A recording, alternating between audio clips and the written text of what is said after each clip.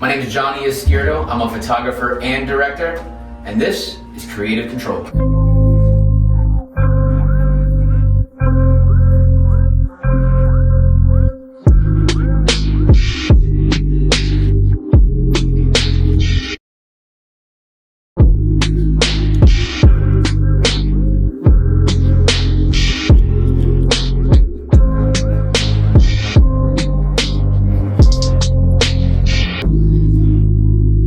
Welcome to Creative Control. Thank you so much for pressing play. I'm Alex Lagos. If you've been here before, welcome back. If you're new, thanks for stopping by. We hope you stick around. I'm having a really cool convo today with somebody I love very much, who's extremely talented and whom I respect an immense amount.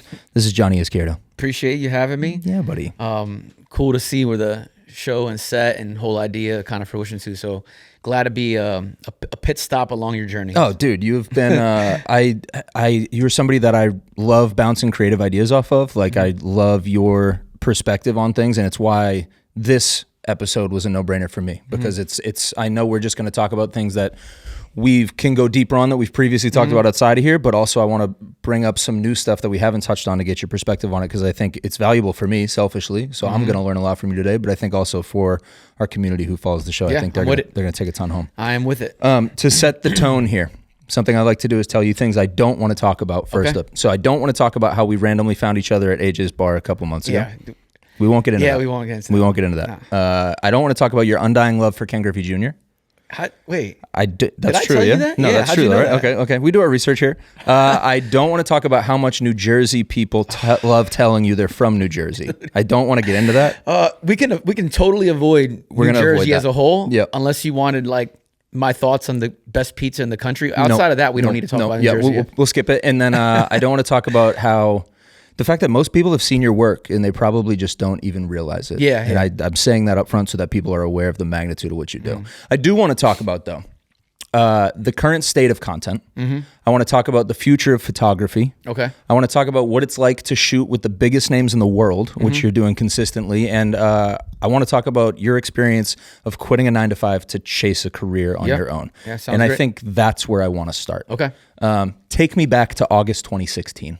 You really did your homework. Yeah, buddy. I'm like, did we talk about this? Nah. I mean, like you said, I guess that's fantastic. Yeah. So August. Welcome in, you buddy. threw me off. I'm like, damn. Yeah, I only ever share the story when someone asks, because I was never raised to be like, hey, like look at me, even though it may seem like it, because I like to show like this. My life behind the outside of the camera. Yeah. But August 2016, I was working a 9-to-5 job. Like anyone, you come out of school, I got an entry-level sales job, headhunting, finding people jobs, like a recruiter, right? And I just always, and I'm sure many people can resonate with this, there was always something inside of me that felt like there was something bigger for me. I just didn't know what it was. And I remember that time feeling uneasy. I'd be drenching in panic and anxiousness before I'd have to go to work, because I just was super unhappy. But again, mind you, this is 2016, before all these buzzwords of anxiety and panic and follow your dream. That wasn't the state of the world at that time. That's almost 10 years ago now. Mental health conversation was not it what was it is none of now. that. It was none of like, hey man, just quit and pursue what you want to do. I'm getting goosebumps thinking about it, because now it's like, hey, you're not happy with what you're doing, go quit, go create content, go find something you're passionate about. It's very pro that conversation now. Back then it was like, holy fuck, you're gonna quit? Yeah. So You were insane. At that time, yeah. So I remember quitting. I wasn't happy with the job, and my backup plan was not really concrete. I just figured two of my best friends were DJs in New Jersey and New York, and we wanted to start like an event company. You know, you get married, you obviously married, right? Like you hire a DJ, a wedding, an MC. That's how this shit started. And there's a ton of money in that too. So we did this on the side. So I quit my job, did that on the side. It got busy. I invested in a photo booth. This is like the beginning wave of these new open air photo booths, right? Yep. It did well. So I was kind of keeping afloat, but I was doing something that I thought I loved, but like it was free, you know? Yep. And I remember that first time I quit in August, and I knew I was going to go into this, but my mother didn't know I quit. So I remember staying 2 weeks down the shore. This is why you know I'm from New Jersey, because we call it the shore, not the beach. That's why we touched it up top, just to make sure people had you in context. Yep. Yeah, so I stayed 2 weeks down the shore, man, and I was nervous to tell my mother. And again, of course, I have immigrant parents from Cuba. They're old school, hard work mentality, but for them to quit a job to do something you love is like, they can't process that in the beginning because they're taught, hey, we left this country. Yeah. We're going to come here, work hard, move, and slowly climb up to the top. So this whole like bouncing around, following what you love, that wasn't a thing that they got brought up in. So, and you have a job already. Why would you leave the job? Exactly. Like, it's not like you lost the job and then you're like, I'll do this. That would have been a little better. Yes. This was you're saying no to something that like you were supposed to be, hey, I came here for you to do this. Exactly. I was getting paid. And she's like, why are you leaving this? So she, like any other motherly instincts, and the statement of mothers know best is so true. And she knew, she's like, are you still working? I'd never forget this, man. She just had a feeling? Like, yeah. I was like, and then I just caved. Had tough conversations, you know, because I'm passionate and stubborn, like everyone is stubborn to a degree. Yeah. And I just said, I'm just not happy. I want to do something that I want to do. Yeah. So it started with that, like event planning, mainly weddings, bar mitzvahs, blah, blah, blah, all this stuff. We did entertainment for it. Then I got into the photo booth thing. It was when we wanted to get our second photo booth is when photography happened. So in the midst of building this booth, like any other, you know, mid to late 20-year-old, again, this wasn't a big conversation. Like the anxiousness and panic would really, really weigh on me, man. Yeah. Like bad. And like to the point where, you know, I'd have to have conversations with people. Like I was just a very overly anxious kid at this point in my life. And again, not alone in it, but I was going through it. But I didn't relate, by the way. I was the same way. It still shows itself. It still links, yeah. But now it's more conversationally acceptable, right? Back then it was like, nah, man up. You know, it's a whole different game. So just wanted to paint that picture because it was a tough time. So I remember going through it, and the beacon of hope again. My mother goes, why don't you find a hobby? Like there's a camera down. I remember this conversation. There's a camera in the basement. Why don't you go take pictures or something? I said, shit, why not? So I would go down to, I know we don't want to talk about New Jersey, but I went down to Hoboken, New Jersey, at least once or twice a week. And I just was doing like landscape photos. Yeah. And then I just felt alive, man. I felt alive when I was doing it. It was just like, I was walking on water, unexplainable. Like shooting plants. No, shooting the skyline of New York. Oh, I thought you meant like for like landscaping companies. No. Got it. Landscape yeah, photography. sorry, I got to switch on. I'm in a photography conversation. Yeah, my bad. Yeah, so like landscape photography, so a lot of cityscapes and stuff. It just started like that. Sweet. And then my interest grew, and then I started photographing people, and then events. So then I started, along with this wedding entertainment business we had, I started adding photo to it, so I could stay afloat a little bit. In that meantime, I was bartending. As well at my best friend's Steven's bar, Biggie's in New Jersey. And then that is when the sports stuff happened. I had a good friend of mine, Trevor, come into the bar. We hadn't seen each other in years, and he had coached an AAU team in New York, in Dyckman, New York. Which basketball. Basketball. So they had a legendary street ball atmosphere there. And he's like, hey, man, I'm coaching this team. Like, if you ever want to get into sports photography and you want to come down and photograph, would love to have you. And again, just paint the picture, like, this was the beginning wave of like social, and the brands are getting involved with players and athletes, and this whole boom of like slam basketball and overtime basketball. What year was this? This was 2017. Nice. So this is my, like, I have not got a properly, like, I've only done really like weddings or events at this time from a photography standpoint. And I had just started in that. And then I went, and I remember Googling the settings of sports photography. And then I went there, and the same feeling I had, man, I just felt like alive when I was out there. But it was unexplainable feeling. But then I couldn't match to, hey, I'm just doing this as a hobby. So so it just started like that. And then I had this conversation a decent amount with people, because they're always like intrigued, like, man, how did you just pick up a camera and kind of do it? You know, I'm not reinventing the wheel of photography at all. You know, obviously everyone's eye is unique, but I just felt my curiosity in photography is what helped me like move up this like ladder, quote unquote, very quickly. As what people told me, that it's happened quick. Because usually the traditional way would be like, hey, either go to photo school, right? Get an internship, and then you either intern somewhere and then you navigate that world, or you like assist or intern for a big time photographer and you learn that way, and then you kind of shadow. Shadow and you come up. Okay. I had skipped all that. And that doesn't mean that I'm different than anyone else. It was just my path. And a lot of that was self-starter, just self-aware, and just like I was just dude, I was just so obsessed with learning lighting on my own, learning poses on my own. So a lot of these things, I would set up these like test shoots with local athletes or offer to shoot free things for local programs, football teams, hockey teams, basketball teams.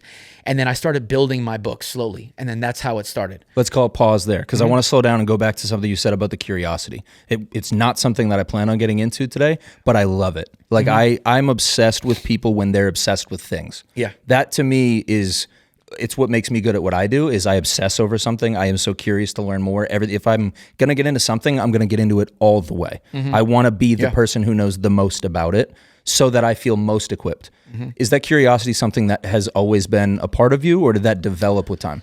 I think now that I look back, early 20s, mid 20s, I think that I was always eager to try new things. At one point I had a sports podcast called 8 Seconds Left. Nice. Right. And great name. And the logo was Reggie Miller doing this. Of course. It was like, I've always tried stuff. I've blogged. I've had this wedding company. So I've always tried new things. And then photo was the thing that kind of stuck. But that curiosity is what led me here. And it's like, I think I've always had this passion to be great, but photo was the right vehicle for me to get into it and take it full throttle. I just had a little bar there about it. That was a nice little. That was fire. That was really incredible. Right? That was incredible. It's fire when when your curiosity gets rewarded. Yeah. And like that, I think, is where you end up finding, oh, this is my thing. Did you feel that confirmation? Yeah, I started in the beginning unsure, right? Because you got to mind you. I tell people I got into photo. I never thought, hey man, one day I'm gonna be able to get a salary, make a living, buy a home, buy a rental home, get another rent. I didn't think that was the end goal. I didn't think, oh, I'm gonna be on billboards one day. That I just got into photo because it like soothed my anxiousness. That's it. And then I thought it was cool. And then it brought happiness to me. So all I was doing was, like you said, following that feeling and following the curiosity. I didn't go into it thinking that there was an end goal. So that's why still to this day, there's times that I'm just like, more times than none, I'm like, damn, like this is crazy still. Yeah. I'm still very like, shocked sometimes. Well, I think especially like you mentioned how your path is unique from a lot of other people's path in your space, but I think in general, and I feel this way as well, and maybe you feel this way or not, where I am very self-taught. It wasn't like I went to school for podcasting, like that didn't even exist when I was in college. So like my career path has been very non-traditional, and I've taught myself and learned through experiences, wins, losses, etc. And it kind of puts you in a spot where, for me at least, there's a little bit of a like, I still am just trying to fly by the seat of my pants, like because there's no degree that's like, hey, you are certified to do this. I would argue, obviously, the clientele that you and I work with are that certification. Yep. Do you wrestle with that at all? I do, because I was thinking of this the other day. I was like, the technical part of photography is catching up to the feel part, So I just going off feeling and how I treated people and my work ethic. I knew that I can stand on that. I kind of live by this Will Smith quote where he goes, hey, I'm not the best looking, I'm not the best actor, I'm not the funniest guy, but if I'm on a treadmill next to you, I will die before I get off this treadmill. Like you're going to get off before I get off. Yeah. I'm going to have to die on that treadmill. And that's always just stuck with me, where I was like, hey, I can control this. Like I'm going to just go. And I'm just not going to stop. Yep. And that feel and that drive was definitely the forefront of my photography career. I can even just tell in like the images and stuff, but I didn't know anything. Remember, I just going. I honestly, bro, there was times that I never forget the first time I went to NBA All-Star Weekend was February 12th, 2018.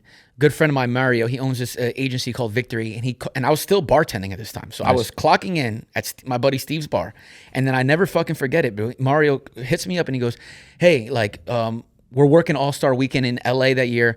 I got this. I would like to have you out there to photograph some stuff. There's a couple events I want you to photograph.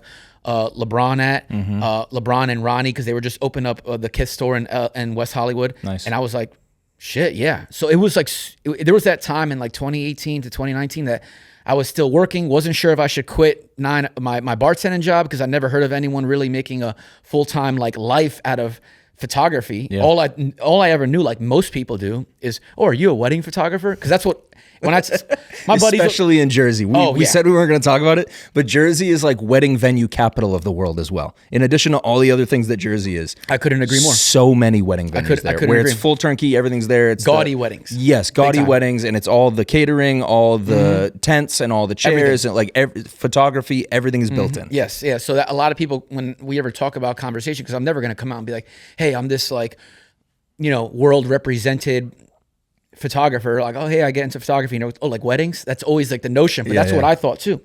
So to answer to your question, like, I think the technical part of the photo game, is either catching up or caught up or whatever. It's definitely the needles moved quicker for you personally. Yeah. Like I said, I was just off feel and curiosity and work ethic.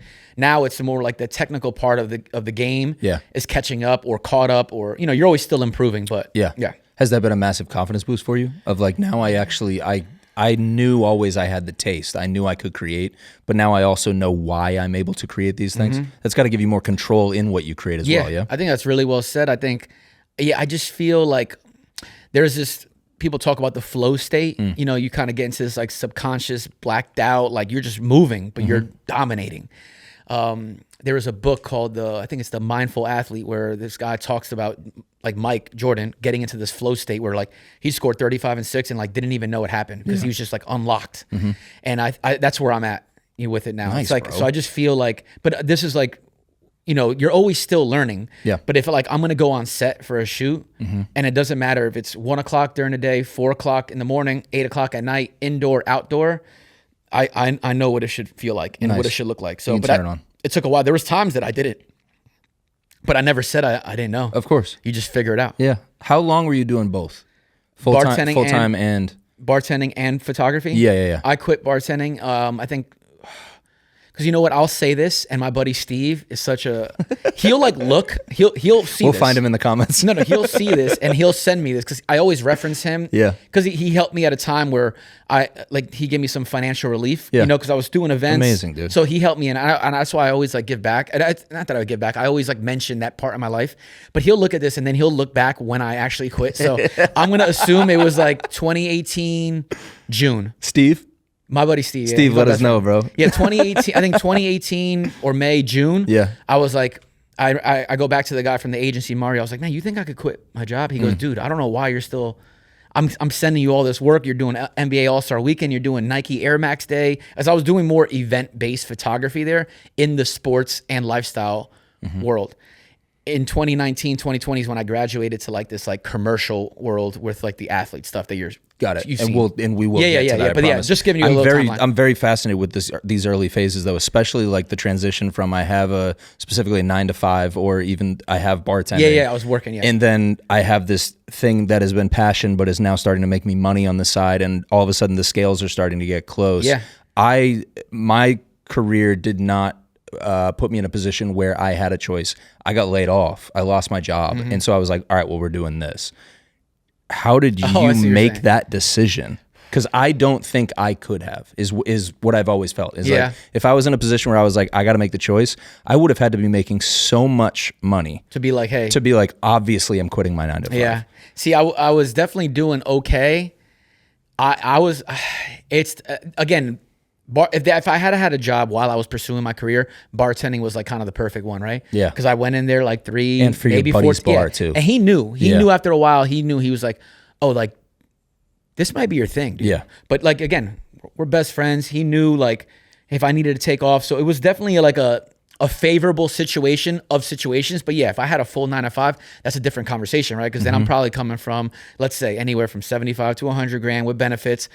Essentially, I quit that world to go into bartending. So yeah, to a degree, it happened. But I remember thinking back to like how nervous I was. Like, man, am I gonna just do this thing photo full time? Because remember now, freelancing full time is tough, man. Because you don't know when your next job is, and it's like. When you get rolling, it's amazing because then a lot of people pay net 30, so you're just kind of you're just in this fucking flow, dude, and it's great. And then you can balance your life and all this fun stuff. But in the beginning, it was nerve wracking because I was like, hey, what if I don't work for 2 weeks? What do I do? Yeah. And then that's another mountain to climb. Hey, how do you budget? How do you handle this? So it's definitely a lot avenues to navigate, and it's fun having conversations like this because then I can kind of reflect back in the journey, Yeah, and I'm man. like, damn, how did I do it? But the answer is that it was just good support system, and I had really utter belief in myself, and it was just one foot in front of the other. Like I tell people, I didn't reinvent photo, I didn't reinvent the entrepreneur wheel. You know, I don't make $10 million a year, but I live my life to the fullest. I'm happy with what I do, and to me, that's trumps any type of monetary value. But I just did it by one foot in front of the other. I just wouldn't quit because I loved it so much. Yeah. Well, and I like how, and this is true to anybody in Nashville who's listening to this too, like having a gig like a bartending job. Like I think that's why this city is so conducive to people coming here and chasing a dream, because they can use a bartending type job or a barista type job as like a stepping stone to like, okay, if this is full-time 9 to 5 with no ability to do a passion project on the side, this is now a step down to it where I have this gig where it's bartending or whatever, but I can also now do the thing on the side. Yeah, you can pursue and your then thing. it's Yeah, full, exactly. I'm all in on my dream type thing. It's Exactly. nice. It gives you flexibility. I mean, even when I moved down here in Nashville 3 years ago, yeah. it's just how I am. It's just like, even though I was established as a photographer, Yeah. I was nervous. I was like, yo, if I move down here, like, are all the people in New York and LA gonna stop fucking with me? Right. Because I was in everyone's head at that point. So that's 2022. I was doing campaigns. Everyone knew who I in the industry. yeah. And I say that like nicely. Like in the industry, you knew, in the sports space, you knew who Johnnie Izquierdo was. I either worked with you, you heard about me, you saw me on IG, or I shot your athlete. It's just how the industry's not that big, like any other industry. Yeah. But when I moved down here, I was like, man, are people gonna stop messing with me? Or like, am I coming down here? And I even thought, I was like, man, maybe I just like drive Uber or I bartend for it. I wasn't sure. I still had that same nerves that I had back in 2018. But when I get like that, that's when I know something great's gonna happen, because I feel like I'm following the right path. I love that, dude. Yeah. Going back to talking about like you're shooting basketball stuff, your passion on the side, shooting landscape stuff. How important is niching down in the photography world? This is another thing I learned, man. Niching down in photography. See, there's two edges, right? You're gonna have the person that goes, just create what you want, right? Just do what you want, be free. And I respect and love that. But if you want to make this a business, which is what I turned this thing into. Yes. It is what it is. You could check the resume. It's of course. Yeah, it's a business for me now. That's why you're here. Yeah, and it's still a passion for me. You're gonna have to niche down, and whether that be, hey, I shoot this gritty style of fashion, cool, boom. I shoot this light looking sports style, then fine. Or I shoot weddings only. Like, lean into what you want to lean into. And I had to learn that, because in the beginning, my website was it's so funny, man. I'm gonna almost quote this. In 2017 on my Facebook, I wrote, and this is the beginning of my photo career, hey, anyone that's looking to get photos done, let me know. I'm doing them for free. I will shoot your restaurant, your engagement, your baptism, your wedding, your headshots, anything. I will do it for the next 30 days. And now looking back, and I was begging people for me to shoot, but that's so much. It was such a wide range. You can't get to your niche unless you try everything, right? Yeah. But that's a life thing. For If sure. you really think of this, it's Yes. not just photo now, right?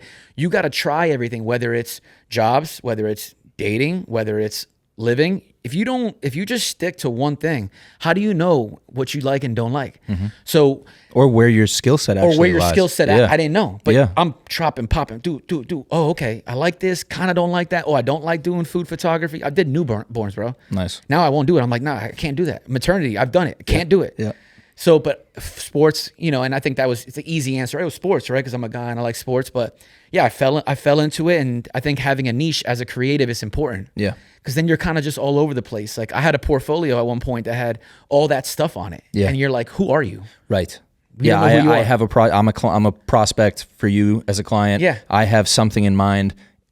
What is all of this? Yeah, you're it's like like going to the restaurant where they're like, we make everything. Yeah, you're And it's like, yeah, bro. but what are you good at though? Like, to me, like, Jack Brown's in town. Yeah. I fucking love it because I know I'm getting there and I'm getting Burgers. burgers. Every And time. you can be a little diverse. So I do sports and lifestyle. Yep. But they kind of blend, because I'm doing sports lifestyle. players. Yeah. I'm doing sports lifestyles and Yeah. sports players only, and then sports players in a lifestyle setting. Yep. So that's the niche right there. When did you know you had it? Like my moment that I'm Yeah, like, like "Damn, this is-" you shot something and you're like, I fucking got it. Okay, so when and you mean like the moment in my career, or not? Like, yeah, right. So I think I'm pretty good with the dates. 2018, I was on a plane. We'll check with Steve. Yeah, no, Steve won't know. So there's two moments. October 2018, I did a lot of work with Foot Locker, man. I love them. They've been so good to me in my growth in my career. They took a shot on me early, and we've done some really awesome stuff over my career in photo. They had flew me down from New Jersey to Miami to photograph DJ Khaled. Nice. Peak Khaled. P. Khaled. That's when he was massive. Yeah. This was when they was like, what was the shit he used to say with the It was another one. Yeah. This was jet ski era. Yeah. Yeah. So and it was less about you know why I felt like I made it at that moment when they flew me down from Miami to do it, because I'm like, yo, you could have found a creative in Miami. There are great photographers in Miami. There's great photographers in Miami. But then I was on that plane and I remember this feeling. I'm like, damn, they're flying me from New Jersey. I was like, yo, this is it. This means that this is it, right? Yeah. And then 6-7 months later, I was on a plane with Nike doing this event. When I say we're on a plane, this shoot with Kevin Durant. He had a partnership with Alaska Airline. So we're literally 20,000 plus feet on an airline in an airplane, and I'm photographing Kevin Durant. He's just sitting there reading a note from a fan. And I was like, another moment that I'm like, man, you could pick anyone else in the world, but you have this guy from New Jersey that learned photo like on a whim, but loves it. And here I am. So those two moments was the beginning where I'm like, man, this is special. And I was like, man, I can do this. That's incredible. You know? So yeah, I think it's good to have moments like that, you know, and wins for yourself. Cause I think it's easy to like doubt and, hey, is this right? Is this not? Yeah. But sometimes you gotta know, man, you're a shark. No question. Yeah. Now I'm not playing no games. It's showtime now. Yeah. You've, speaking of playing no games, you've worked with obviously like some of the most recognizable names in the world. Just to give audience a perspective of the magnitude of people that you're working with, if you had to do like a Mount Rushmore of people that you've worked with, give me 4 brands or names names that you're like, bang, those are like resume clients of mine, top shelf. I mean, people have been so good to me, so I'm gonna give you the names instead of the brands. Sure. Because fair enough. Yeah, I will say I've worked with all the top sports and lifestyle brands, which has been a dream because you grow up wearing the stuff, you know? Right. I've stepped into corporate clients like Bank of America and Visa, which has been really cool. It's just a different avenue, but it's cool to bring my expertise and my skill set to that. So we'll do names, and I'm not going to go off of how our interactions were. Yeah. I'll go off just like their status. Yeah, recognizability. That's it. Yeah, I just want to make it clear. This is objective. This is just who's big. Objective. Yeah. And Tom Brady. Yeah, heard of him. Yeah. So Tom Brady, I don't want to dive too deep in it because I'm like, will the kids, will Gen Z know Wayne Gretzky? No. Okay, yeah. I'm just gonna give you my top 4. Me, my top 4 recognizable athletes that I've worked and photographed: Wayne Gretzky, Tom Brady, LeBron James, Serena Williams. I would say those are 4 GOATs. Yeah. And the debate on those is for another episode. Yeah. Incredible, bro. Yeah. So those would be like 4 that I'd be like, okay, wow, these are humongous, obviously, pillars, you know. But then I've been blessed, man, to work with the new upcoming like wave of Pat Mahomes, Coco Gauff, Sidney McLaughlin. These are all now like the next wave. Like in 10, 15 years, those 3, maybe that new. I love when like somebody like Coco pops off. She has a huge weekend at an open or something, and you go back and find like you shot her in 2016 type stuff, and you're like, yeah, hey, look, here's my shoot with her. I love that, bro. That fires me up. Yeah, that's really cool. I'm glad you see it like that, because sometimes it's funny because I get in my head, I'm like, man, I don't want to use this moment to showcase work that I've did, but honestly, who gives a fuck? But you are though, and I think that's cool, and like also I have the luxury of knowing you personally, and so for me, I feel proud for you of like, dude, I know how proud you are of this. I also just think it's really cool to work with people who then you see go on to do crazy stuff. Like I feel that way about Jelly Roll. We did work with Jelly Roll early on through Bussin With The Boys, and like I've known him personally behind the scenes, and it's been awesome. And then to see him now have the moment he's having is so special. To be like, yes, dude. Yeah, that's a cool perspective. It's just cool to see like growth. I like witnessing like greatness tracks. Yeah, people doing their thing. Yeah, that's a good way to look at it. Maybe I should keep that in mind. It's like, when I did that Coco one, that was her first national global campaign with New Balance. She was 16 years old. Yeah, nuts. She had won nothing. This was the whole talks was starting. Yeah. Of like, oh, this girl could be the next thing. Yep. The same thing with Sydney McLaughlin. Now she's, regarded as the, the queen of track and field, the world record holder, and this unbeatable, all these accolades. And when I photographed her there in the pile of hurdles behind her, that was pre-Olympics, pre-record. Really so cool. those photos, which is cool about photography, those photos start to garner weight, and they hold like a timeless moment in time. So it's talking about it, man. You forget. I'm just like, damn, it's been crazy. I also think that's got to be like, and I'd be curious to hear if you've had feedback from athletes on this. You shoot that photo for her before it becomes what it is now. If I'm her, I have that framed somewhere. Like, I think those moments that you capture are really cool. Have you ever gotten feedback from a client, an athlete, who's like, dude, that shoot is so cool to like monumentalize that time in my life. I have that somewhere. I think I agree that it would shock me that someone wouldn't want it like that. But I think that we're in such a world where like there's so much photos, so much video, they're getting so much content that if this was 15 years ago, that photo would be like, whoa, I need to get that blown up. So what I do instead is like, so with Coco, I remember the last shoot I did with Coco, I think she was maybe 18 or 19. It was in Delray, Florida, and I had blown up the first photo that we did. Yeah. She's like laying on a bunch of tennis balls, and I gave it to her. Sick. And I have Sydney's ready, so anytime I see her again, I'll just give it to them. That's really cool. But yeah, I think I would hope it would be like that, because, I'm going to look at it like that, like a moment in time. Yeah. Especially for these athletes that are garnering steam, and they're going to be the next wave of legends that you look back at. So yeah, and it is I mean, you're right. The amount of content that they probably do That's get what it is so overwhelming now, and we'll get into like the state of content and everything later on in the episode. But when we're talking about shooting for those massive names and other massive names that you didn't get into, do you feel the pressure at this point in your career? At this point, no. Okay. I think in the beginning, I remember I had photographed LeBron early on in my sports photo career. Yeah. And that's like my favorite athlete. So like I was nervous, but when I had photographed him, I was like, oh man, like if I photograph LeBron, I can be at ease with everyone else. I think let's say if I went into a big shoot with like Nike or Adidas or Puma or Foot Locker, whatever brand it is, and it's with an athlete, maybe early on I was a little bit nervous, but I'm in such control now, and I'm so confident in how things should look, how things should be executed, and just who I am as a person that, like I said, when I walk in there, it's like kind of in a command position. Yeah. So I don't feel that anymore. What makes a shoot special for you? I think the people that are there. Yeah, I think that it's gotten to the point, and this is what's awesome about life, man. It's like there's different stages that different things excite you, right? In the beginning, it was, I'd never forget writing it down on my whiteboard. I would love to photograph LeBron James one day. And that was like, when I did it, it was like this like monumental, wow. I didn't care about nothing else going on. Yeah. Then the other one was, I want to photograph a Slam magazine cover. Got it? And then like, it didn't matter, nothing else mattered. Iconic, by the way. Yeah, That's nothing else sick. mattered, right? Yeah. And then now it's like, man, you do athlete and great brand, and this is epic. I love it. I never want to diminish that or devalue that, but it's about the experiences that I get from set, whether that be the athlete and mine interaction, whether it's me and my assistants, whether it's me and the brand, whether it's all of us at our wrap party, like just these moments. Because I feel like the more I've grown into photo, not the less that I've cared about it, but I still care about it very deeply, but the more that I've grown into photo, the more I've realized that the important thing in life is just like the moments. Because in the end of the day, man, like, when my time comes, you're going to remember me. You may remember me for a photo or two, but you're going to remember me for our conversations, right? And the times that we had together. Yeah. And I think that that's been like the forefront value for me in the past handful of years. Don't get it twisted though. I still am locked the fuck in.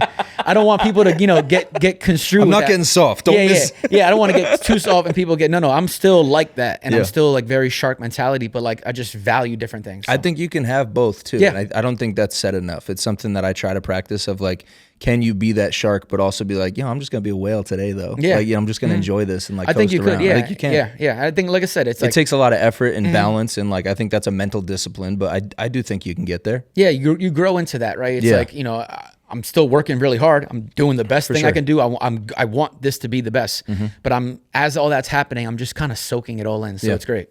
2 years ago, you said that the photo that you took of KD on that Alaskan Airlines flight reading the fan mail was your favorite photo you'd ever taken. Has anything stolen the top spot since then? 2 years ago I said You it. said that. Yeah. Damn, where are you getting all this information? Also, before you answer that, Cam, can you bring that wine bottle in here when you get a sec? Damn, that's a great question, man. And you know what? I was talking with my girl about it. I was like, I know he's gonna ask me this because it's just a popular question, man. And I really think deep about this. I'm like, yo, what's my favorite photo? Is an athlete? Is it a you hit me? Yeah, get Johnny some too. Yeah, I got you. Is my favorite photo an athlete? Is it a moment? Is it? I like that it's difficult. No, it's very difficult. Yeah, good. You know why it's difficult? Because it's always changing. Good. And so I think that this can be my answer. Like, the 2 years before that, Leave it. Just leave it out here. the two photos before that, the 2 years before that, it was another photo. Yeah. Then it was the KD one. I photographed KD in Arizona, and like that was my most recent favorite KD photo. Yep. So I think for me, damn, that's a really fucking crazy question, man. You because take a lot of photos. I'm sure it's really ever difficult. changing. And then sometimes I equate it to, it's like one of them is like, yes, my Tom Brady photo is fucking epic, right? It is. Yes. But then I did a project on a high school football team in New Jersey, back to Jersey, during the pandemic, and how these kids navigated the pandemic, right? Trying to pursue a state championship. So that also holds a place in my heart because it's a different thing. So I really say, man, like my favorite photo is always changing, and it's probably the next one. So the next photo I take. Oh, of course you give me some politically correct but awesome answer, dude. That's also a quote that said it's like the next photo is usually your favorite one. Yeah. Just because it's an evolving thing because you're growing as a person. Right. And things mean to you. Like, I'll just give a quick example. Like the pandemic high school football story with this school called Bergen Catholic in New Jersey, right? Like that was such a weird time in life. I connected with these kids. I saw the state of the world, but still saw these kids like innocent, but fighting for something, but then telling them the games getting canceled and them being heartbroken, but got to stay safe, but still trying to win. It was crazy. And then I can also look at like either KD 35,000 feet up or me and KD in Arizona, where me and him are chopping it up about golf in Sedona, Arizona, and we're just like having like a bro conversation. I'm like, man, this is cool. Yeah. So it's like so hard to pick one just because it's always evolving. So Yeah, it's like picking kids. You Yeah. know, which kid do you love the Yeah. most? It's like, I don't know. yeah, man. Monday I like this one, Tuesday I Yeah, like that well, one. So it changes. I only have one. I'll tell you. Once I have the second kid, I'm going to debunk that myth immediately and tell you if I can love one kid more than the other one. I'm going to let you know. You tell me how They true. won't be happy about it, but Yeah. the truth needs to be heard. Yeah, I keep thinking about that question. I love the question, dude, man. I do love it. It's just, The fact that you wrestle with it, I think so, like you've answered everything so easily until this question. Now you're like, oh, fuck, man, I don't know. I think that's a testimony to like how much you have passion for every shoot that you walk into, Yeah. and they each hold an intrinsic value to you that you really can't stack them up against each Yeah. other. It's cool. We can move on. And the thing is too, is like not even trying to answer the question is like, it's so difficult because I was thinking of this after you texted me because I knew you were going to ask me that. So I was like, I need to have an answer. But then I was like, you know what? Everything changes, like it could be, I'm going to shoot in Florida and the weather was beautiful and I got to see my family 2 days later and it was for a cool brand and the experience was great. That could be my favorite shoot too. Right. So it's just always evolving. What makes somebody great to shoot, celebrity or not? What makes a great subject? I think someone that makes a person that makes a great subject is the person that will kind of like just kind of release, let their guards down. But to get to that point, more times than none, you need a great photographer or great person that makes pictures. Sure. Yeah. Because I understand it now. It's like not everyone's a model, right? Yeah. So if you're a model and we're on a shoot, this is going to be effortless, dude. I'm going to look at you. You're going to know chin up, right, left, look down a little bit, turn your shoulders, look a little bit up, a little bit out, and look all right. You'll know it. But now if I'm dealing with an athlete, That's the dance. that's like the dance we're doing. Yeah. So when a model does it, it's effortless, right? I'm photographing. She or he is dancing, and I'm just tweaking here and there. Oh, they move. Hey, chin up just a hair. Hey, down, eyes to me. Just moving. Yep. It's like effortless in my head to reel this off. Now with an athlete or a celeb, that's someone that's not familiar doing that. There has to be a grace period, right? So for example, let's say Kawhi Leonard, right? I did his first New Balance campaign. Awesome. I didn't think of this, but I'm like, oh, this guy he's never modeled, right? He's never, you have to give him direction. So I think with times like that, it's like, how can you connect with the athlete, person, celeb, whatever it is? How can you connect with them so they can feel like, hey, I feel okay with this guy or girl that's photographing me. We'll just use me. It's obviously me in this point. Yeah. How can I feel good with Johnny? You know, how can I break down this wall? So it's important to just build rapport, and maybe that's doing homework. See, like you did a little bit of homework, so I feel if I didn't know you, I would have felt comfortable already. I'm like, oh man, he did his homework. So for shoots like that, you know, where I know that I'm gonna have to connect on a personal level first, I either do some homework or I find things that are adaptable. A lot of guys have tattoos. We'll talk about tattoos, or hey, if they're from here, I've traveled a bunch, so I can connect on small things, whether it's music, pop culture, lifestyle, and also just I always let people know, man, hey, listen, I'm here doing a job. I want you to look amazing. If there's anything you don't want to do pose wise, we don't do it and we keep it moving. I'm here to get your best side, efficient, get you in and get you out, and that's it. And I think at base value, they respect that. And then whether we get conversational and buddy, then maybe that happens, maybe it doesn't. Sure. But I think it's just building a rapport. Yeah. That's the most important thing, especially with these athletes and celebs that don't model. Yeah. And you got to kind of coach them. Yeah, it sounds like it's like, okay, well, we're two humans in a room first, and then the jobs we're doing are the jobs we're doing. That's but how let's lay a foundation. That's my angle first. Nice. Always, hey man, how you doing, Johnny Izquierdo? Great to meet you. And I kind of do that whole spiel. Yeah, we're just two humans. Let's just knock this out. Let's do the best for you, best for me, and we'll keep it moving. Do you remember when, like, was that an unlock for you when you realized how important the human element was to that? Yeah, I'm trying to. I can't pinpoint an exact shoot when that happened. I've always kind of been this person though that I just like to treat people with respect. I'm an outgoing but easygoing. Very approachable. Yeah, very I easy like to to think talk I'm to. approachable. Even though sometimes people be like, "Oh, I thought you were gonna be an asshole," and I'm like, "What, dude?" It's because you're hot, dude. Yeah, That's all that is. Yeah. Is that what that is? They went to me.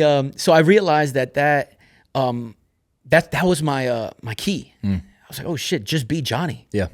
And then the photo thing will just add, okay, you take dope photos. Yeah. I'll never forget it. I'll make this one quick. Tom Brady came in, and this is why I love Tom, man. Damn. Walked in, I was like, this is a big one for me. So I was like, I'm a little nervous. Like, this is fucking Tom Brady. Not only because his stature, but I knew he meant business. All these pro guys, these Mount Rushmore guys, they mean business in the sense of they're going to come in and go. Yeah, I got an hour for this. Let's go. Yeah, or if that. So I'm like, let's stay locked in. Comes up to me. Hey, Tom Brady, great to meet you. In my head, I'm like, damn, you're willing to give me your first and last name. Like you're not thinking you're above me. Said, hey, Johnny Izquierdo, man, great to meet you too. I was like, and I remember saying it. I was like, I'm gonna get you in and out of here. I'm gonna get you whatever you want to be involved with that you want to see. I'm here for you. You tell me and we'll just keep it moving. And he was very involved with the process. So I had like a photo when I'm shooting, I'm usually tethered in and there's a screen. So when I shoot, it comes up. So he was looking, oh, hey, I like this side of mine is my, he's been doing this fucking 20 years. Yeah, he's taking some photos. Yeah. So I'm honestly like. Speaking of getting a lot of content, Exactly. Tom's been on camera a bit. Yeah. So that's why it's something like that. You got to adjust. So, yeah. That's incredible. Yeah. Do you enjoy more when clients are more involved? Clients or model, you're saying like? I'm sorry, yeah, like your subjects. When they're more involved with like, hey, I like this, I like that. I like it. I think it's cool. Especially when it's an athlete, because then I know that they're excited about the process. Cool. But I'm also okay with, hey, whatever you feel is the best, I trust you, just do it. Nice. Francisco Lindor, I don't know how much baseball you watch. Yeah. He's awesome, man. I'm a baseball guy, and bro. I fucking hate the Mets. Big Yankee guy. Go Yanks, bro. Man, but you know what? I've detached myself from sports. I still like love the 49ers, but everything else I've detached rooting because I've met so many players from different teams that I never liked. And then you're like, damn, you're cool, man. I don't even care. Yeah, man. That's why when people get all weird about fan shit, I'm like, you don't even know this cat. Lindor, another fantastic human being. Hey, bro, whatever you need, you just tell me and I'll do it. And I was like, okay, let's fucking go. Sick. That's foot on the gas right now. I'll light it up. Nice. So yeah, it's being able to be adaptable to any situation. How do you stay creatively sharp? Test shoots. Tell me more. If I want to try something, like there's like a new lighting technique I want to try, hey, I can text you, hey, I'm going to use a studio, I'm going to rent out a studio, and I want to try some new techniques on you. So even at this point in your career, 100%. You're still on testing, learning, all that. I did a Slam magazine cover with Jaren Jackson Jr. of the Memphis Grizzlies 2 months ago, and that whole lighting test, I did it on my girl. Cool. At my place. Nice. So you're always still learning. If you stop doing test shoots and progressing, that'd be similar to a baseball, basketball, football, hockey, track, whatever. Stop working on their craft. If that's them, stop going to practice. That's you like shooting, you're shooting in the gym. To call back to Rick Ross. That's what that is. That's shooting in the gym. That's LeBron post Dallas Mavericks loss, not going to Hakeem Olajuwon to learn his post move. Nice. You studied on LeBron too, bro. Like, yeah. Okay, That would be a disservice to my craft if I just took my foot off the gas. So I do a shit ton of test shoots, test stuff. I try to do as many passion projects because that's how you get the big gigs, man. That's cool. When you're doing a story or a photo story and no one's assigning you the work, you created this yourself. That's when clients go, "Whoa, Yeah. I want that." What trends are happening in photography right now that excite you? None. Really? Yeah, there's trash trends right now. Really? Yeah, blur, trash. There's a way to photograph motion blur. Let me like scale it back. 'Cause I get really New Jersey when I'm Dumb it pissed. down for us. Yeah. When everyone wants right now this like super blurry image, right? There's a way to do that though. That's the right way. But then you're gonna get the people that go, "Oh, but art is subjective." Yes, to a degree, but people are just. When you want to when I want to freeze an image, my shutter is very, very fast, right? So it's like a blinking eye, right? You're talking to the photogs right now. I'm talking to the photog now. A slow shutter, right? So when my camera, my click goes click, click, that allows more light to come in, so it creates this like blur. If that makes sense. Yeah, because there's motion. You get it, right? For sure. So people are in love with this wave now. They want everything motion, everything blur, but there's no rhyme or reason. People are taking pictures. They're not making pictures. There's two different things. Ooh, nice. Right? You can take a photo, but are you making one? And the internet, for better or for worse, it receives this blur thing as like, holy shit, this is amazing. It's nuts, dude. My industry's crazy. I can literally fucking rip into it. Yeah. But this is a fad. There's people that are doing it beautifully, but there's way more doing it just incorrectly, just to post it on the gram for their social. So that's a trend that I'm not a fan of. Well, and I think this is a perfect segue right now into our DM conversation that we had back in September. You had posted something on your story that was, and this is the meat of the convo that I've been wanting to get to. Because I wanted to establish all of the, hey, who you are, what you've done, all of that, because your credibility, I think, speaks volumes now to have this conversation. You posted about how you feel like content is dead. Do you remember having that conversation? Yeah, I think you used words like, we've defaulted into like lame and hollow content. There's nothing there. Can you speak more about that? How you feel about that? And that was 9 months ago. Yeah. Speak on how you feel about it now. Yeah, I think just overall, we're in I'm trying to be also sensitive and mindful of the time that we're in, but. Well, and we have time to unpack that as well. So like, say what you want to say, but we can also offer nuance. Yeah. I just, that's good to know. But I was talking about the time of the world that we're in. But sure. Yeah. No, I am as well. Meaning like, dude, rip it. But also there's room to be like, but also we understand what the media is. Okay, for sure. Yeah. So, I feel like the content in today's age, whether it's TikTok, Reels, photo, video, high level, lo-fi or hi-fi, it's so hollow. I think people are just doing things for the wrong reason. I think people are doing things just to get famous. I think people are doing things so they don't have to work anymore. From a content perspective, there's a lot of content creators out there. I don't know what that is. I'm a photographer. Two different things, two different worlds. And not knocking anyone hustling what they're doing, because then I understand, right? Hey, if this person's making a bag off doing TikToks about pouring milk, why don't I just go try and do that shit too? So I get you. Yeah. But we need to separate these two buckets of content creator and like photographers, directors, and a lot of brands now and people are hiring these content creators to shoot their campaigns because whether they have a large outreach, big following, bullshit sap story that they've posted to help themselves, get views or likes, but they can't execute what the job really needs to be done. Again, they take pictures and then you make pictures. That's such a good differentiator too. I love how you say that, take versus make. Let me say this, because I think this was kind of my response to your story when you had put that up, was like, I'm a believer in the market's never wrong when it comes to business. When it comes to creative, that's a different story. Art is art, and art is subjective. It is. And so, who's to say what bad art is? I don't think that exists. So when I look at kind of like where the space of content has evolved, those people obviously hold immense value. The people who are more like you're calling them content creators. Yeah. What do we do with that though as creatives? Because I do find myself, my creative ego gets riled up when I see that type of stuff. But also I then try to check myself and be like, yeah, but this is what people want. This Yeah. is what they like. We This could is pay what- you this to come do the blur the right way, or we could pay them this to come do the blur the wrong way. But they have a 200,000 file, so I know. where's the game now? What right? do we do with that? Yeah, what do you do with that? You're at this crossroad now. It's very, very difficult, challenging. I'm still a firm believer that in the end of the day, true talent will always rise. I just agree. think that we're in this like pocket right now. I think eventually people will get tired of it and be like, dude, how are we celebrating people on TikTok doing, hey, I'm getting ready to go get a bagel today? No, real shit. Real shit. Really think of this, dude. Yeah. Like really process what Yeah. what people are getting paid thousands and thousands to do. I'm not knocking you. Get your bag. I get Sure, it. I sure. fucking do it too. But we're celebrating that, and I think that this is our society from a creative perspective. And I think overall, we're okay with like mediocrity or bullshit. It's tough to say. Yeah, I don't know. When I look at like how this plays out, I do think that it's more of a over time, the dust will settle.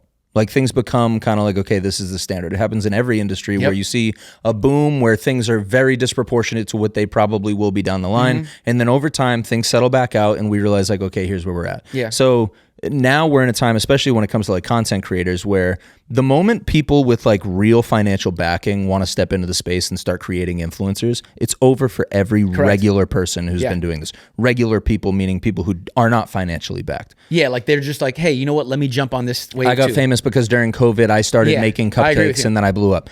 That is dead, in my opinion. As soon as these companies realize, hey, we can just put money behind a creator ourselves. We'll make the creator, and then we own the creator, name, image, likeness, and then we are able to control the narrative behind that creator versus we hire so-and-so Susie Cupcakes over here to, and if that's a real person, I apologize, I'm just making up a name.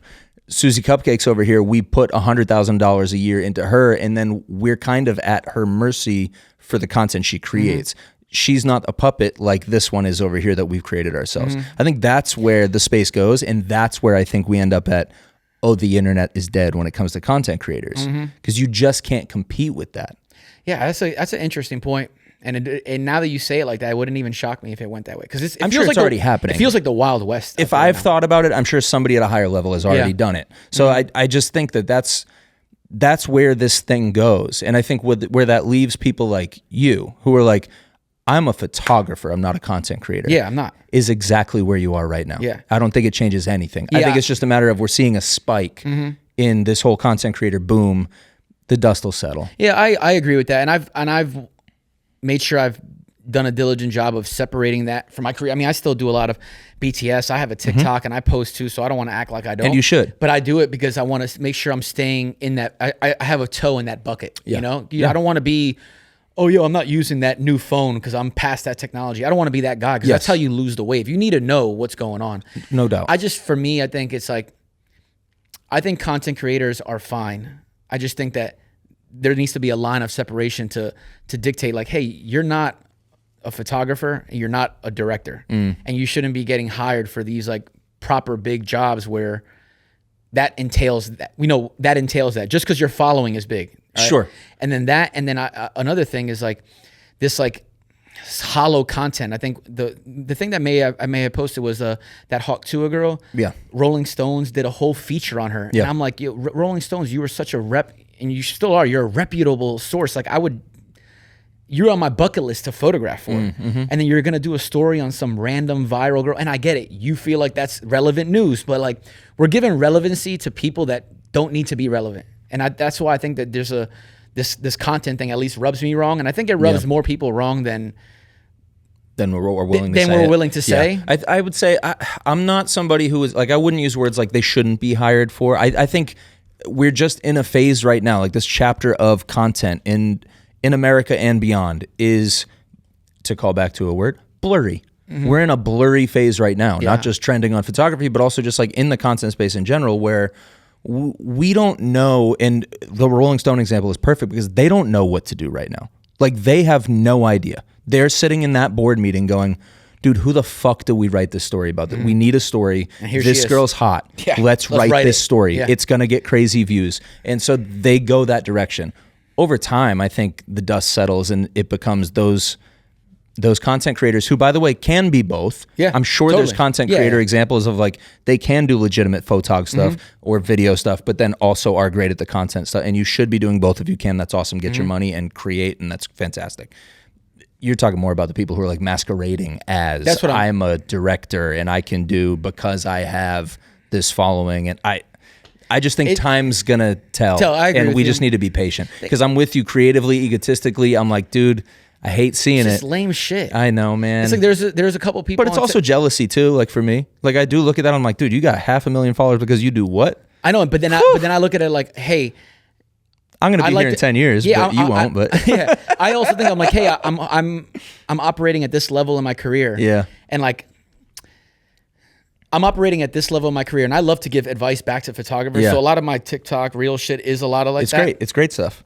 And I don't get nearly as much love, and it's fine, right? Like all I'm worried about, like I mean, Drake said it best once. You know, worry about your dollars, not your followers, whatever. But it's funny to me. It's like how the world receives. So if I'm operating at a high level and I'm giving advice, you know, or guidance to future photogs, gets less engagement and less love. But someone who's just starting that has a bunch of followers, people will take onto that more. So people are willing to listen and learn from people that are not masters at what they do. Which is, I think, a symptom of our culture. That's a culture thing. That's Yeah, not yeah, just yeah. and that's what I should have said. Is like it's not just a one content creator. It's a culture thing. Yeah, it is. I mean, I think that's the real, like, air quotes, problem that we're talking about. Is like, it's a cultural issue. We're taking advice from people that are not where you want to be. So it's like, why are people glorifying either guy or girl who are doing something, but they're not at the top level? But since they have 500,000 followers, that looks to people like, oh yeah, they made it. Well, and now I'm even thinking like you're bringing me back around to your side of the argument in terms of like, is content dead? Because that means that you tell me the brands put money there, and because now content in terms of just like social media in general has now become so commoditized, it is absolutely business geared, and I'm seeing way more sponsored content and promoted posts and brand partnerships than ever before. It's so interesting. I don't know where it's gonna go. I know. I think, and when you say dead, are you talking about like when I'm referencing the content's dead? I meant like the life out of it, you know, because I remember, man, like just seeing dope shit. Hollow's the perfect word for it. Yeah, it just feels like it's just meaningless. It's just bullshit. It's not everyone. I think as a course. whole, There's as a whole, examples. there's just like, it's just like, dude, you're just doing stuff for clicks. You're just doing stuff just to get clout. Like that seems lame to me. Like if you really have a true story, a true passion, or a true thing you want to talk about. So the guy, real quick, the guy that I boxed with, he's Larry Donald. We talk about this. It's like people are hopping on, like let's say like IG, whether it's podcast, photo, video, boxers, trainers. They're just doing shit and then posting it, and then they're getting famous or viral on in their craft that they're trying to do. But they haven't spent the years to master that craft, if that makes sense. Sure. You know, so it's like you have a guy that's giving boxing advice, but it's not a boxer. But then my buddy Larry's a boxing champion, and he doesn't get the same outreach. And you're saying the new guy is getting more attention just because he's better at content. Better at posting it. So we're taking advice from someone. Yeah. And again, this is either boxing, photo, video, podcasting. You have to see it in your industry, I'm sure, course, right? Okay, course. okay, yeah. There's a bunch. I mean, we're thousands of I wasn't sure if episodes you were in, and looking there's- at me like that. No, I'm with you. There's plenty of people out there talking about what they know about podcasting that I look at that I'm like, we have 4 times the experience you have, and That's you'll what I'm never saying. touch us. And I know that you might be more consistent in putting out that type of content, but like, yeah. okay, it is what it is. It's frustrating for sure, but I'm with you, man. That's why I get frustrated. And it's, again, thankful, blessed that I'm in this position. I know that I'm in a different lane that won't be affected by that. But it just frustrates me more so that people gravitate to this. Because it's like, why are you taking advice from a guy that hasn't made podcasts for 5, 6, 7 years? You're taking it from someone that just started putting clips for a year. Yeah, it's similar to like, I'm trying to draw a parallel because I'm with you, and I have examples in my world that I'm like, absolutely, they're in my head right now. I know exactly who they are.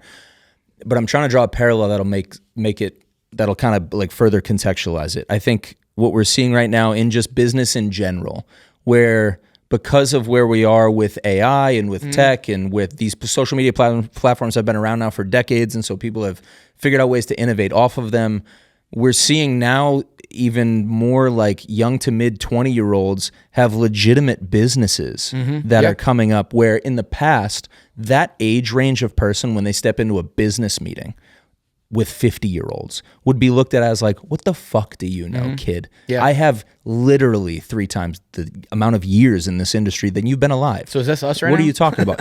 I'm sure to some people, yet maybe not in my world, because Photog's been around for a while, podcast maybe not so much, so I might be a little bit benefiting off of like the short lifespan of my industry so far. But I think there are definitely people in business who have felt the same way, and I think those businesses, though, somebody goes and writes a code that is worth now $1 billion, it's a unicorn, that's still going to hold some weight. So what do we do with that? They have no business experience, but they have something that's clearly valuable to the nth degree. See, but like that person, Yeah. I respect that because they have actual skill set and talent.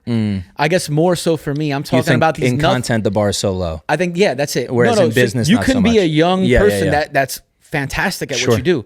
I'm just talking about this like aimless, hollow, soulless content. Let me just try to be a trainer just because I don't have to work my job and let me just post. Let me post to get ready with me to go get a bagel just because I can. That's the bullshit that I hate. Sean Booth was in here last week and we were talking about how he feels about fitness content. And he was like, I actually got a photo of him running the New York City Marathon Fire. with Michelob Ultra. When I'm sure his legs look great. He's like, I don't, it's not for me.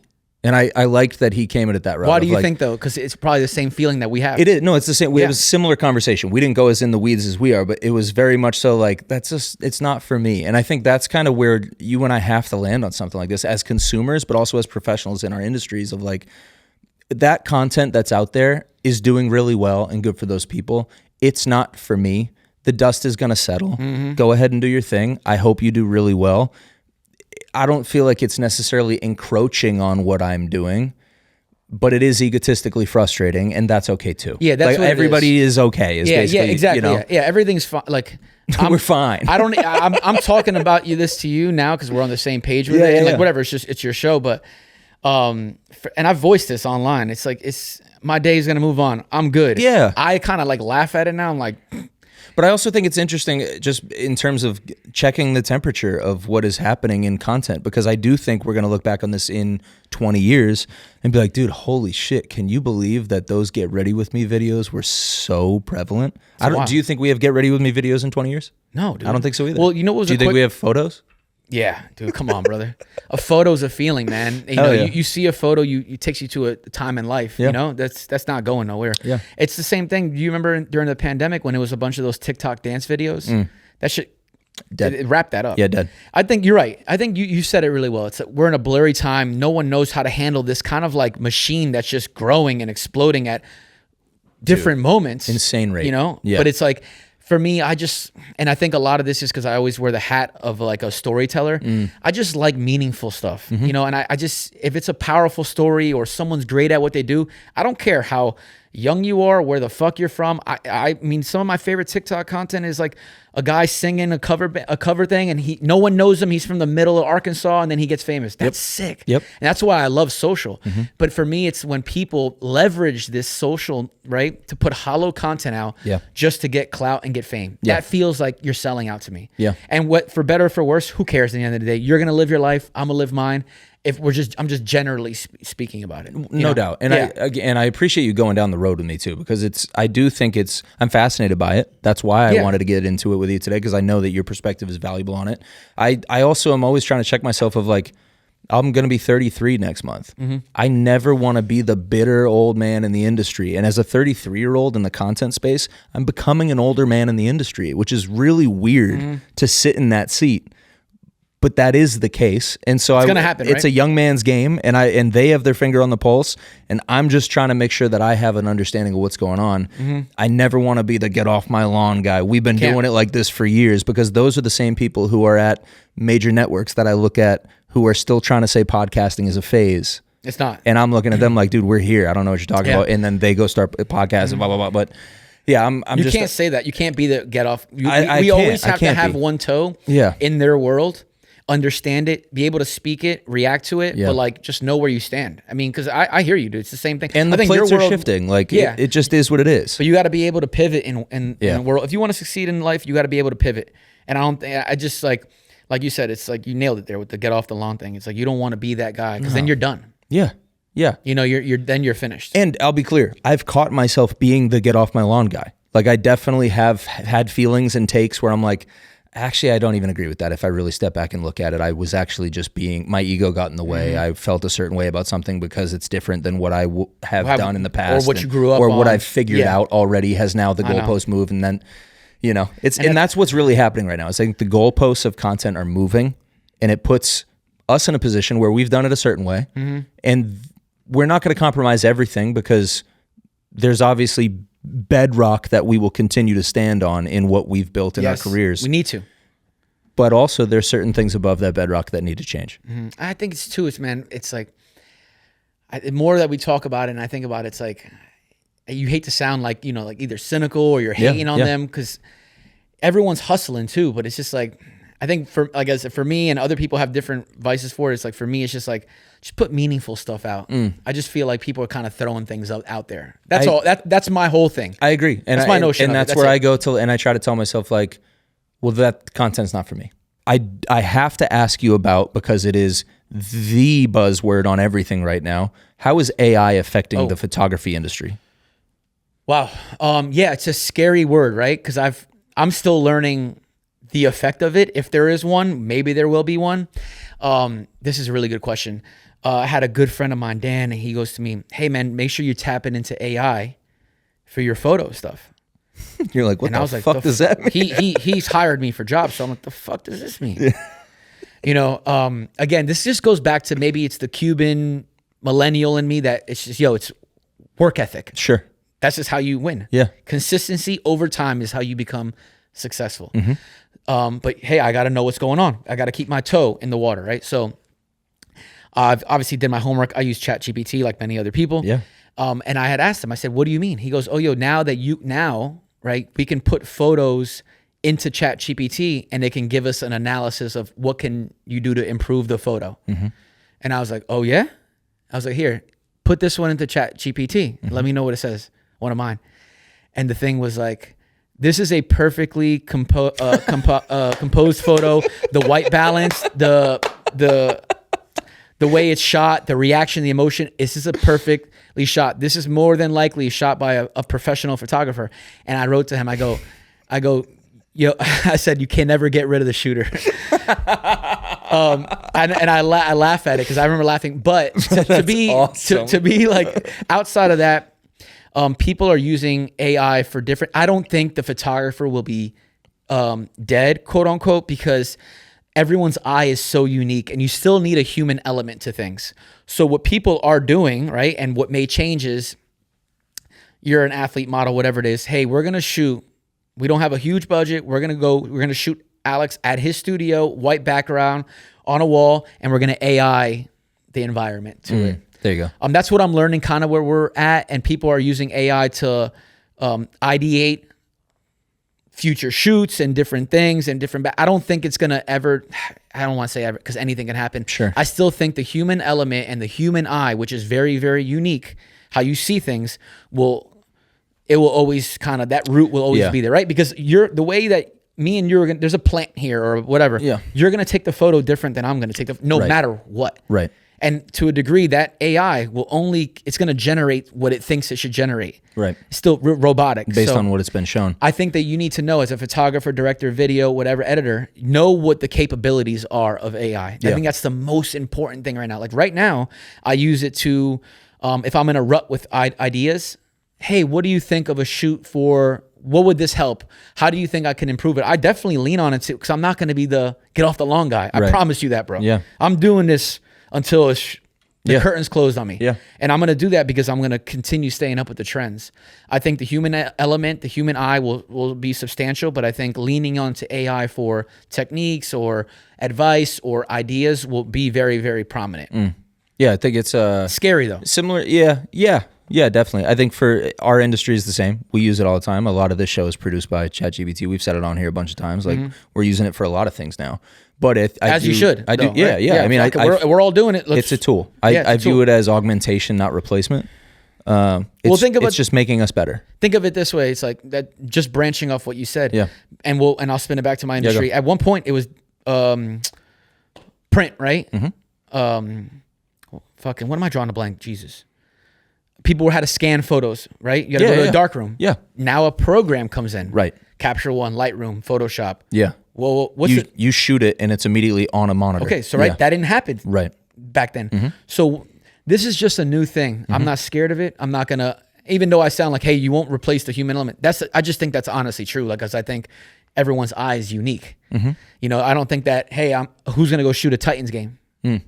See, I see it as like, I don't think you replace the human element. Like I do think human creative is the final frontier when it comes to like human versus AI.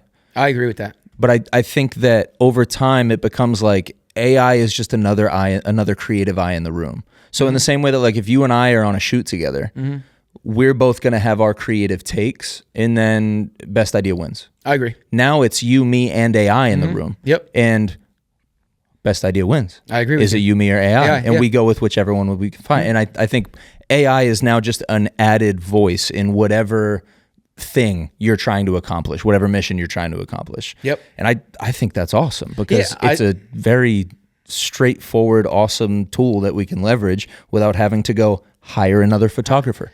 Or hire another creative director or everything. And that sucks because some people's roles, I think that the AI in my industry is going to hurt people that are like copywriters, which those are people like, and if I'm only saying this because I know you know, but like if copywriters are people that like, if you have an ad or a billboard, they're going to write the copy or the text on the ad, you know? So like Nike just do it or whatever. That's what copy is.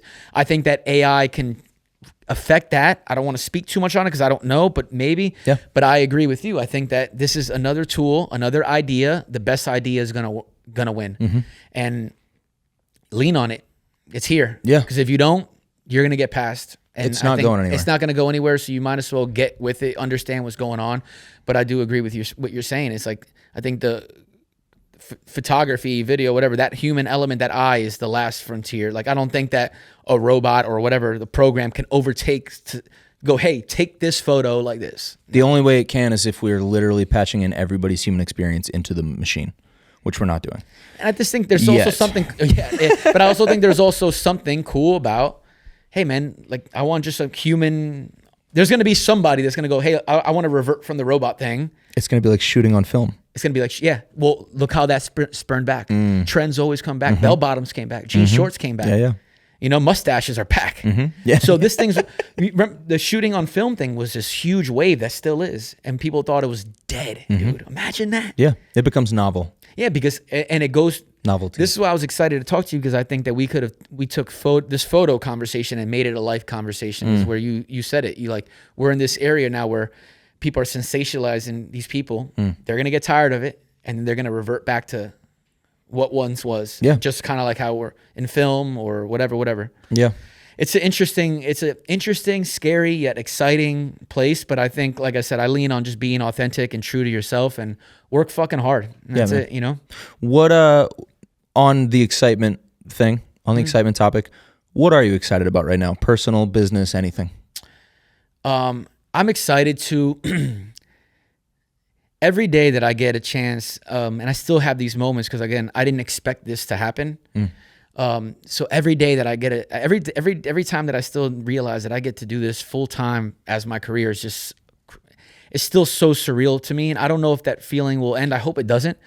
Obviously when it's go, go, go, I kind of lose sight, but then I have a moment and then I'm like, damn, you know, like I'm traveling to Chicago, Philly, Chicago again, and shooting golf and Titans and MLS soccer. And I'm like, fuck, man, like this is, if it wasn't to be a basketball player, celebrity, musician, like this would be the number one. This is like the best career, like in my eyes, right? So I'm like, being able to continue to do this at a high level, consistency is what excites me. That's my goal right now. It's on my whiteboard.